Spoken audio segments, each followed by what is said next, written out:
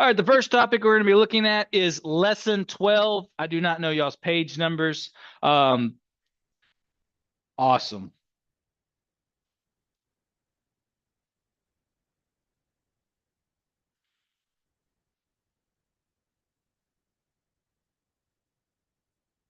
And what I want to focus on is the opening exercise of lesson 12. All right, so I want to make sure y'all fully have all of these down, and then y'all highlight them ready for the test. Hopefully you have them written down already, but if you weren't here for lesson 12 on, which I believe we went over Thursday of last week, this will be a recap on it as well. These are the things you need to be able to do and be able to identify. So on the test, I'm going to either give you a 3x3 matrix and you have to identify the geometric effect, or I'm going to give you a geometric effect and you have to build a 3x3 matrix. Okay, so for starters, how do I build a matrix that has no change when multiplying? It's the identity matrix, and that looks like what?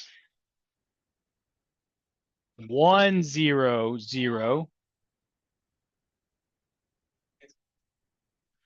All right, be able to build that. Again, this is the identity matrix. If I multiply it, then I know I get the exact same matrix back. If I want no change when adding a matrix, what matrix is this? And that's written with how?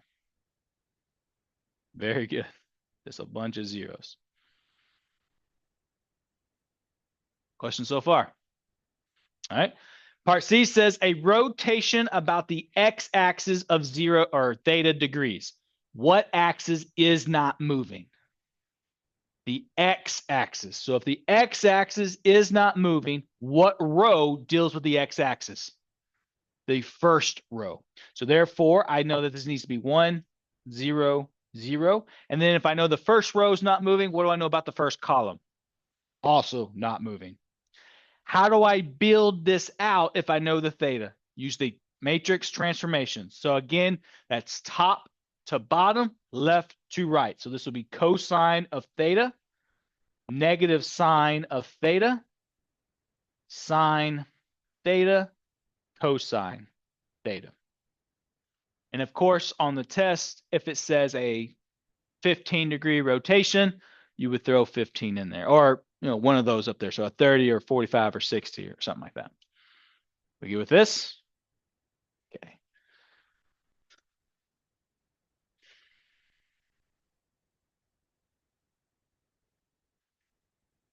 Part D says a rotation about the y-axis of theta degrees. What row deals with the y-axis? The middle row. So therefore, the middle row, if I'm going around that axis, that tells me that that axis is not moving. And if I know the middle row is not moving, what do I know about the middle column? Not moving as well. And again, that's why I express this from top to bottom, left to right. This will be cosine theta, negative sine theta, sine theta, and cosine theta. Right? And then, of course, you would plug in whatever information is given to you. Again, be able to go forwards and backwards. I'm going to give you these, and then you have to tell me the geometric effects. And then I'm going to give you the geometric effect, and you have to turn it into these. So be able to go both ways with this. If you're making flashcards or however you're studying, make sure you can go both ways with it. Oh, yeah. But you only have the class period to get it done. So make sure you know it, not just trying to spend all day on the first question. Part E, a rotation about the z-axis of theta degrees. What row deals with the z-axis? The last row. And if I know the last row is not going to move, what do I know about the last column? Also not going to move. And then we can fill in our transformation matrix. So cosine theta, negative sine theta, sine theta, and cosine theta. We still good? Any questions up to this point? It will go back both directions. A reflection over the XY plane. What part moves? The Z. And how does the Z move? It becomes a negative. Which one is the Z-axis again? The last row. So this would be 0, 0, -1. If I'm reflecting over the XY plane, the X axis and the Y axis will not change. The only thing that moves is that Z axis coordinate. We good? All right.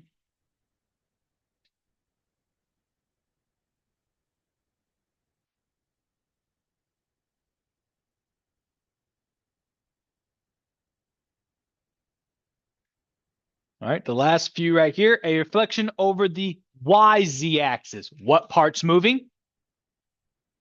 The X. How's the X moving? It's turning negative. It's changing signs depending on where it's at.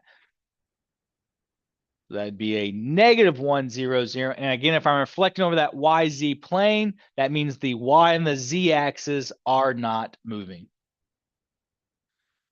Still good? A reflection over the XZ plane. What part is not moving? The Y. All right. So therefore, that becomes 0, -1, 0. And then the X and Z plane or X and Z axis do not move because the Y is what's being reflected. We still good? All righty. The last part here, a reflection over the Y equals the X in the XY plane. If it's Y equals X, what's that tell me? Good. And what's that tell me about my rows? Which rows are going to switch? Because that is my X and Y axis. So if I am reflected over the Y equals the X, that's going to give me I'm going to flip the Y and the X rows. So that becomes 0, 1, 0, 1, 0, 0, 0, 0, 1. So if there were X equals Y. Perfect. Let's do that. X equals Y. How would that one look? Which ones are, oh, sorry. X equals Y is the same as Y equals X. Sorry, give me a different one. Z equals what? All right. So if Z equals X, how would that be written? What's going to switch?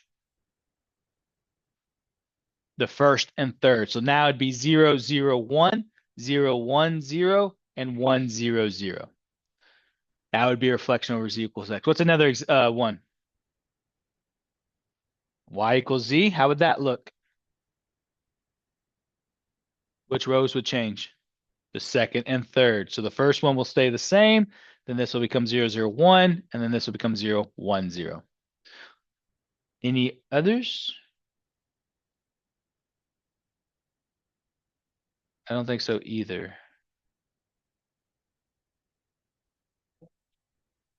Yeah, okay. So there you go. So any questions on those? Like X equals Y, we're like, yeah, if it's X equals Y, X equals Z, Z equals Y, that's the same concept. Here's another one. What if it's a pure dilation? That's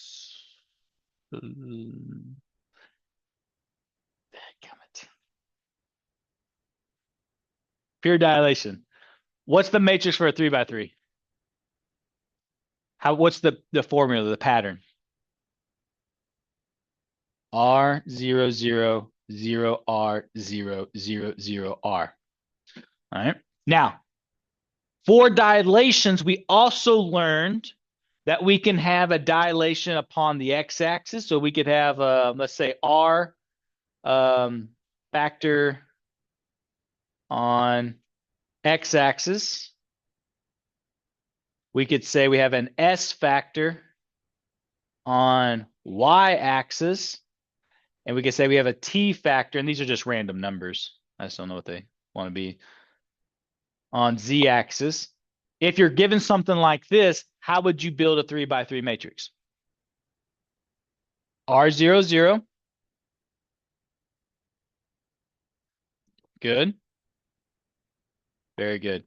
So if you have different dilations per the x-axis, you would just plug in that corresponding number for that axis. Pure dilation, they all get the same dilation. If it's per axis, right? What if I only had just the x and y axis? What would the z axis remain? Just a 1, right? Any other questions about transformations of 3x3s? All right, so there's like 6 of those questions on the test, so make sure you know it. We're going to swing now to lesson 7. I do not know your page number.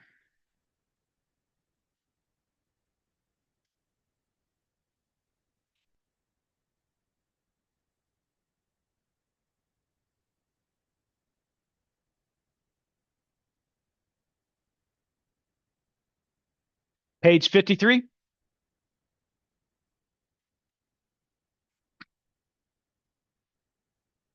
All right, so again, this is on page, you said 53.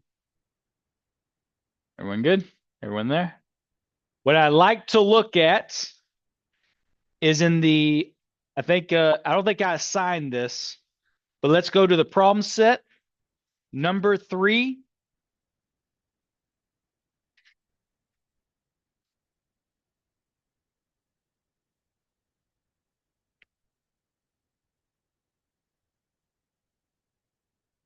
Yeah, there you go. Okay. Number 3, sorry. Number 3, part C. So again, we're on lesson 7, number 3, part C.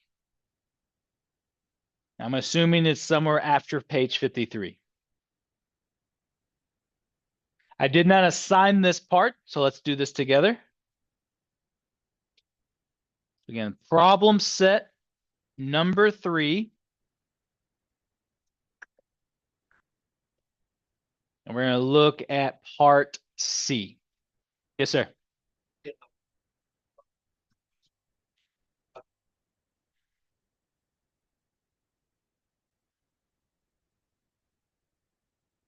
Yeah, absolutely. Yeah, describing geometric effects by matrix or by verbiage. So again, we're going to look at 3C here. Y'all do have these, right? Okay, perfect. I was going to say, if you don't, this is going to be really hard. So on the test, you're going to have something similar to this, where you have to identify, so find a matrix transformation that will produce this image, meaning taking this 3-dimensional matrix, which again originally was the 1 0 0 0 1 0 0 0 1, and we need to multiply that so it produces this green matrix. What's one thing you instantly spot? It's flat. What axis has disappeared, and how do you know? All right, so I wish they did a better job. So I'm almost positive this is the X. I think this is the Y, and then this is the Z.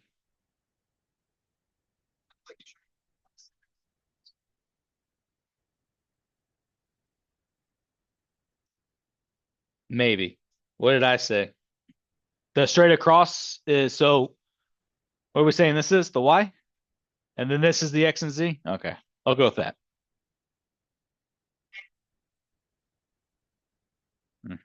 Testing should be over. So again, this is our Y-axis. This is the X-axis, and this is the Z-axis. That's what we're saying. I'm pretty sure it'll be labeled on the test. All right. All right. So, okay. So then what axis is missing? All right. So let's build that matrix. If the Y-axis, go ahead. Very good. Does 2-dimensional mean it has to be X and Y? No. It collapses a 3-dimensional to a 2-dimensional. So since we no longer have a Y-axis because there's nothing on it, what happens to the Y-axis? How do I make the Y-axis collapse? 0. Which row is the Y-axis? The middle. So I now know the middle row is zeros because it collapsed Y-axis to nothing because it's no longer there. And if the middle row is zeros, what's the middle column? Zeros. All right, so we're about halfway done making our matrix. What do we notice about the X-axis? It doubled. So that's a what? A dilation. How do we write a dilation? It would be the R. What's the R in this situation? 2. So what's the 1 turn into? A 2. There you go. Is it negative? I want to say that's positive, but that's a good question. Yeah, according to the book, that's positive. So coming at you is positive, and going away from you is negative. That's a good question. All right, so that would be 2. What if it had been on that side? It would just been a what? A -2. Very good. What about the Z? What do you notice? Also doubled. So therefore, that would be what? 0, 2. All right. So be able to take a picture of it and produce the graph. So a few things you have to do so far. If I give it to you verbally, you have to write out the matrix to me. If I give you the matrix, you have to write it out verbally. If I give you the image, you have to be able to write out the matrix. We go with those main 3 topics. No. What's the question? Mhm. So originally right now we have something going on the y-axis, the z-axis, and the x-axis. So this is the blue image. This is our 3x3 matrix. And then we collapse it to this green one. But the green one no longer has anything on the y-axis. So to collapse an axis to nothing, we have to make it zeros. Absolutely. Let's do let's do A. Right? What do we notice about this image here to this image here? Well, we don't have shifts right now. We haven't talked about shifts. We'll get to that one day. We're not there yet. So this is we could have rotated. Okay, what's a different word for flip though? Reflected. So if it rotated, it would have rotated how many degrees? 180. We've determined a rotation of 180 degrees is the same answer as a reflection. So since I know this is a reflection over what axis? And how do I know? So it's going to be a plane. So what is the plane that's being reflected? What 2 axes are good? How do we know that? What's the only thing that moved? Huh? The Z is the only thing that changed. And since the Z is the only thing that changed, that means my XY must be the reflection that's across. So on my matrix, the x-axis and the y-axis will remain the same, and my z-axis, how do I define a reflection? Make it a negative.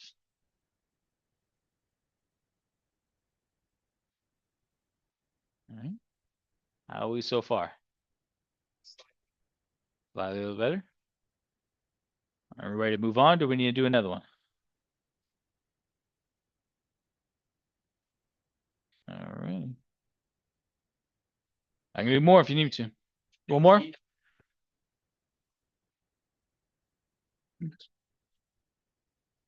Let's talk about B first, and then we'll come to D. All right. All right. So I know it's kind of hard to tell because yours is probably black and white, but the green is eating up the blue, right? So that's going to be all one. So it didn't just shift over. So what changed from the blue to the green? The Y, right? We determined that this is the Y axis. The Y has now moved to 3. Has anything else changed? No. The way you can look at it, just look at where it falls on the x-axis. Both of those are still 1. So the only thing that dilated was the y-axis. How would you represent that as a matrix? Very good. So the x-axis would be regular. What's going to happen on the y-axis? Perfect. Any questions? Okay. D is wonky.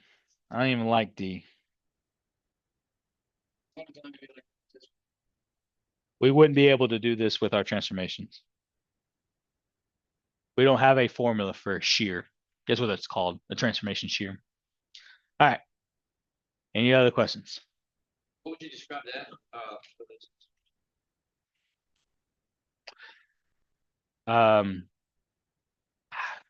Write a 3x3 matrix describing a geometric effect of an image.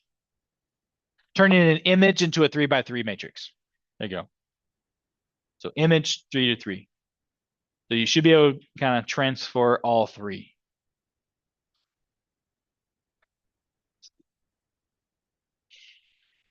So remember, all we have right now are rotations, reflections, and dilations. All right, we have not talked about shifts in matrices. That's a whole different game. We have seen shears, but we've also learned, and that's what this is called, a shear, but we've learned that there's no actual like formula, geometric formula to help us figure that out. Any other questions? All right. I want to move on to then lesson 9.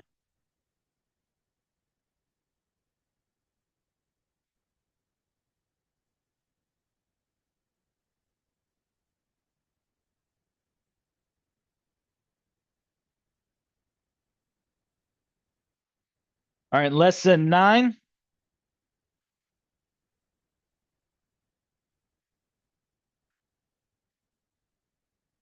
I want to look at the problem set. Now, again, I don't think I signed this either. We're going to look at lesson 9, problem set 2A and B. Anybody know what page number? 78 is the page to be. Number 2, A and B.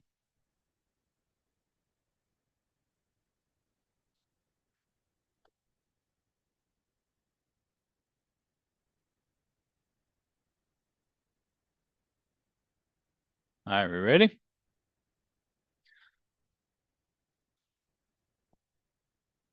All right, we're going to let A be the matrix representing a rotation of 30 degrees about the x-axis, and we're going to let B be the matrix representing a dilation of 5. So this is what I was talking about, be able to turn words into a 3x3.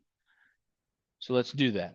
Got more specifics now. So matrix A has a 30-degree rotation around the x-axis. What row and column does not move? Which is what row and column? The first. Very good. So to start this off, I'm going to write 1, 0, 0, and then 1, 0, 0. All right. The next thing I'm going to do is I'm going to plug in 30 into my formula, but this time I'm plugging it in for theta.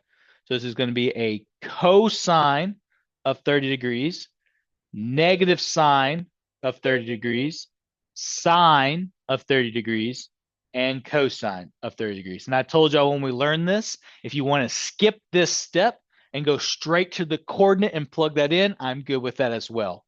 So once I know I'm at 30 degrees, I just go to my coordinate. The x value would be my cosine. The y value would be my sine. So the first row, 1, 0, 0. What's my second row?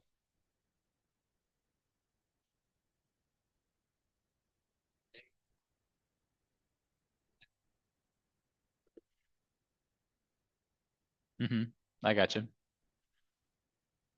Why is that a negative 1/2? It's because it's part of the formula. There's a negative there. Question on how to produce that. Okay. Matrix B.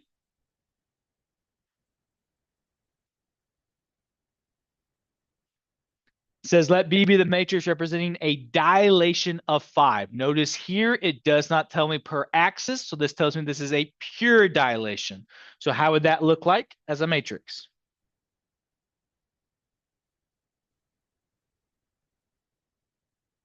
Perfect. Had that said, represent a dilation of 5 on the x-axis, then only the x would have turned into a 5. But since it did not specify, this tells me it's a pure dilation. Are we all good with this? Okay, part B, then you need to be able to multiply this and then also go, what does it represent? What kind of matrix would it represent? All right, so I'm going to do A times B. Oh, getting that confused. I totally see where you're at with that. When we multiply, it's going to be A times B because that's what it tells us to do. So it's going to still be the row of A to the column of B. But when we describe the geometric effect, which is going to be that next topic or that next question, we got to start with matrix B, then matrix A. Now, and I'll explain that here in a second as well. All right, so what I'm going to do is I'm just going to rewrite these so I have them. So this is going to be 1, 0, 0, 0 square root 3 over 2, negative 1/2, 0, 1/2 square root 3 over 2, times 5, 0, 0, 0, 5, 0, 0, 0, 5. All right, again, to multiply matrices, we do row times column. So what's 1 times 5? And then the rest of it would be 0. So this is just going to be a 5. Which makes sense because the x didn't move, but it did dilate. So that should be the only effect it has. Row times column, what do I get? 0. Row times column, what do I get? Okay. Row times column, I start off with 5 times 0, which is 0. Square 3 over 2 times 0, negative 1/2 times 0. So all of that zeroed out. 0 times 0, square root 3 over 2 times 5 would give me close, but not a plus. But you're right. 5 square root of 3 over 2, which is what you might have meant. But that would be it, right? Remember, you cannot take these coefficients and multiply it to what's inside the radicand. So I just have to write them next to each other. Okay. And then we finish it off. We got this row times this column. So really all we end up with is negative 1/2 times 5. And that gives me what?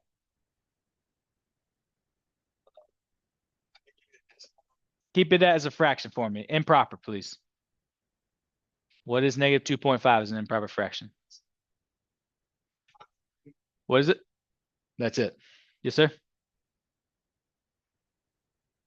One more time. No. So when I took this row times this column, the only thing that's going to really get multiplied are those two. So the everything else zeroed out. Then this row times this column, the only thing that's going to get multiplied are these two, and the rest zeroed out. This is a 5, by the way. Come again? Correct.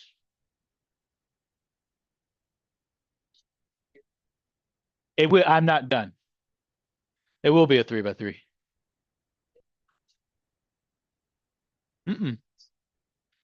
So this would be this row, second row, times the third column. That would go inside 2, 3. So that second row, third column of the answer. And now we can do the last row with this guy. So I can see here, what's this all going to be? 0. What's this all going to be? 5 over 2. The only thing that's going to be multiplied is 1/2 times the 5, and I just get a 5 over 2. Take this last row times last column. What do I get? All right. Be able to do that on the test. The next part of the test you need to be able to do is describe it correctly. This is going to be a lot like the last test where you had to do biking trails before buses and specifically say first, right? So when you're describing this geometric effect, you have to describe which matrix first. The second one I multiply. So in this case, I have to describe B first, then A. What did B do? So it dilated by a scale factor of 2. Then what? You're right.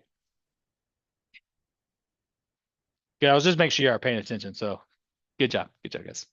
No problem. Then it did what? Then it rotated 30 degrees. This one's kind of you really could go either way here. I think on the test it specifies, but this is going to be counterclockwise. This directions here did not. And so I could have technically gone clockwise there. All right. Can everyone do all 3 parts? Write out a matrix from a geometric effect, multiply said matrices, and then describe the geometric effect correctly. Remember the second matrix, then the first matrix.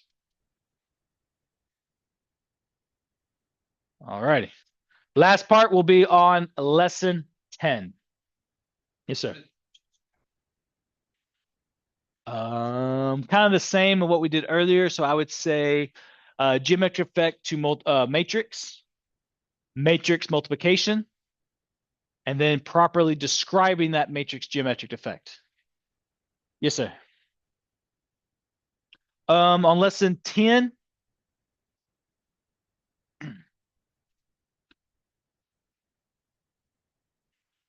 I don't know. I think so. Give me a second.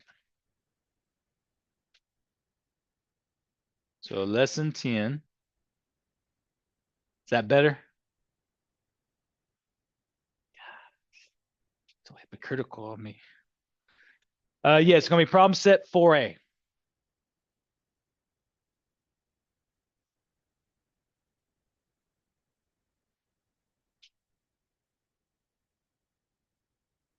Yeah.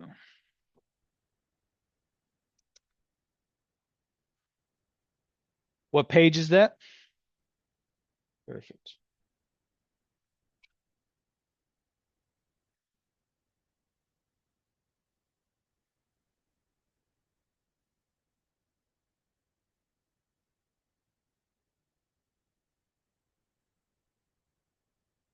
All right. On the test, you're not going to have to prove it, right? That's what this is. This is a proof. We're going to show that AB does equal BA. What I need you to pay attention to is the pattern of how these matrices look like to know that they will equal each other versus one that will not equal, all right? So I'm not going to show the proof here because that'd be a waste of our time.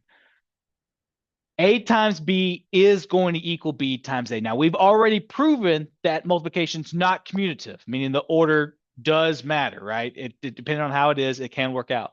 But why do you think that A times B and B times A will actually equal each other looking at the pattern that you see here? What do you notice about those two specific matrices? I know they're letters. And what is the setup that we need to look at? What? Ooh.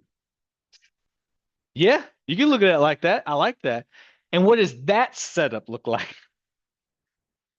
Okay, so this right here would be the same format as what these formats are, but I need you to identify that format. What is going on? What do you notice? What's the pattern? Okay, don't pay attention to the geometric effects. Looking at these three matrices, what two patterns do you see? Positive, negative. Okay, you're kind of getting there, but what do you notice about the numbers?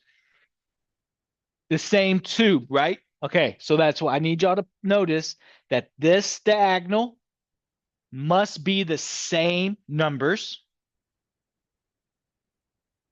And then these numbers must be opposite of each other, meaning one's 5, the other one's -5. Here's a kicker. Would this be the same pattern?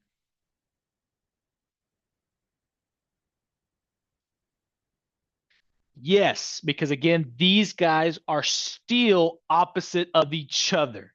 The negative's not a specific place it has to be at. They just have to be opposite of each other. Okay. So if you see this pattern and you are asked which ones would equal, you could do the math if you would like, do all the A times B, B times A, and figure out which one it is, or identify the pattern and quickly get the answer. All right, so I'm going to do one just for y'all to see that works. So Is negative. Like, then the other A has to be negative. These would have to be the exact, yeah. So if it was like this would work. So let's do one like that. I'm going to do a 2, -4, 4, 2, and then I'm going to do this one here. -3, 5, -5, -3. Okay. It has the pattern. This should work. All right. I'm going to quickly do it in my head just so y'all can see it. So this would be 6 plus 20, which is 26. This would be 10 plus 12, which is 22. This would be -12 plus -10, which is -22. This is then 20 plus -20. plus negative 6 is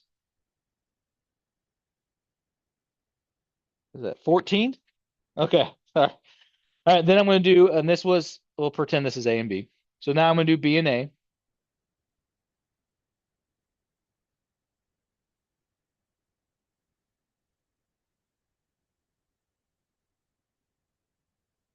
Let's see if it works out. It'll be fun if it doesn't. All right, negative 3 times 2 is negative 6. It doesn't work. Because that's 14. So no. I guess not. I guess it does matter. He has the opposite A. Or like it doesn't matter if like A. Maybe. So that's negative 6, positive 20. That does give us 26. And then that would be negative 6, 20. That's 14. Yeah, those don't work. I wonder if it is the. Am I doing the math wrong? It's negative 6. Thank you. I didn't think the math. Okay. Glad you checked me. So yeah, so 2 times negative 3 is negative 6. Negative 4 times negative 5 is positive 20. That does give me 14. All right, that does work. Okay. I'm about to say it shouldn't matter. Make sure you do your math correct. Don't do what I say, not what I do, right? Positive 12, 10, 22. Negative 10, negative 12, negative 22. Positive 20, negative 6, 14. All right, so it does work. So again, as long as in the pattern, as long as these are opposite numbers and these are the same numbers, where the sign goes doesn't matter. So it can either go here, or both of them can be negative, or both of them can be positive. Okay. Now, again, to show you one that doesn't, and this will wrap it up. So not work. No worky. Give me 4 numbers. Give me 4 more numbers. Okay, we could have been smaller than that. That's all right. I have to prove that these aren't equal. Then I can see 5 times 6 is plus 15. 20 plus 24. 24 plus 10. 16 plus 16. 30 plus 16.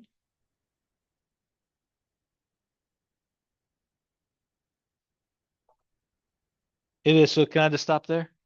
Okay, cool. I mean, I could keep going. I mean, that'd be 18 plus 8, which is 26. And then that would be 25 plus 40, which is 65. And then 15 plus 16, which is 31. So you can see that those won't equal, right? So it has to be both. So both of them has to be in that pattern. Not just one, but both. Go ahead.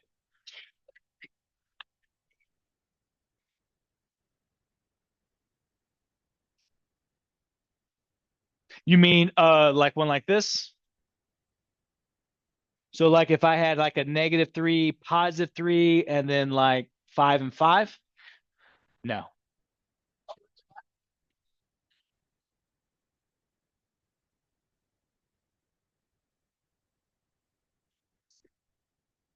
Mm-mm. No. A has to be the same. Yeah, they can either both be negatives or both be positives. I don't think this will work, but let's test the theory. 6 plus 20 is 26. Negative 12 plus 10 is negative 2. Negative 10 plus 12 is 2. 20 plus 6 is 26. All right, let's check it. That might happen. I don't know. It looks pretty good.